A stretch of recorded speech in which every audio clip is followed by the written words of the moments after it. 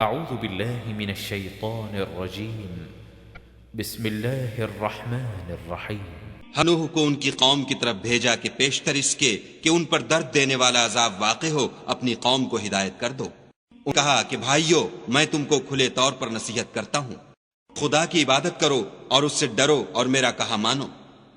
وہ تمہارے گناہ بخش دے گا اور موت کے وقت مقرر تک تم کو مہلت عطا کرے گا۔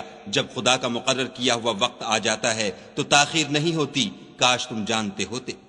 لوگوں نے نہ مانا تو نوح نے خدا سے عرض کی کہ پروردگار، میں اپنی قوم کو رات دن بلاتا رہا، لیکن بلانے سے وہ اور زیادہ گریز کرتے رہے۔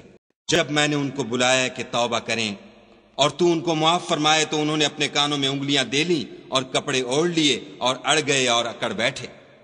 میں ان کو کھلے طور پر بھی بلاتا رہا اور پوشیدہ ہر طرح سمجھاتا رہا، اور کہا کہ اپنے پروردگار سے معافی مانگو کہ وہ بڑا معاف کرنے والا ہے۔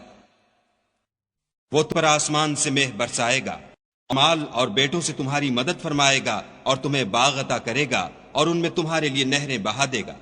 کو کیا ہوا ہے کہ تم خدا کی عظمت کا اعتقاد نہیں رکھتے کہ اس نے تم کو طرح طرح کی حالتوں کا پیدا کیا ہے؟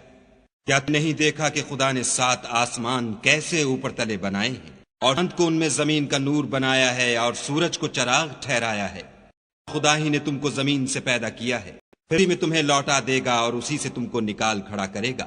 اور خدا ہی نے زمین کو تمہارے لیے فرش بنایا تاکہ اس کے بڑے بڑے کشادہ رستوں میں چلو پھرو۔ اس وقت نوح نے عرض کی کہ میرے پروردگار، یہ لوگ میرے کہنے پر نہیں چلے اور ایسوں کے تابع ہوئے ہیں جن کو ان کے مال اور اولاد نے نقصان کے سوا کچھ فائدہ نہیں دیا۔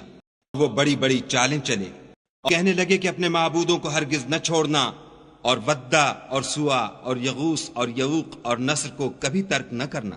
پروردگار، انہوں نے بہت لوگوں کو گمراہ کر دیا ہے، تو ان کو اور گمراہ کر دے۔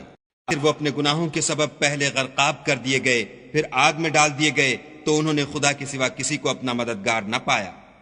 اور نوح نے یہ دعا کی کہ میرے پروردگار، کسی کافر کو روئے زمین پر بستہ نہ رہنے دے۔ اگر تو ان کو رہنے دے گا تو تیرے بندوں کو گمراہ کریں گے، اور ان سے جو اولاد ہوگی وہ بھی بدکار اور ناشکر گزار ہوگی۔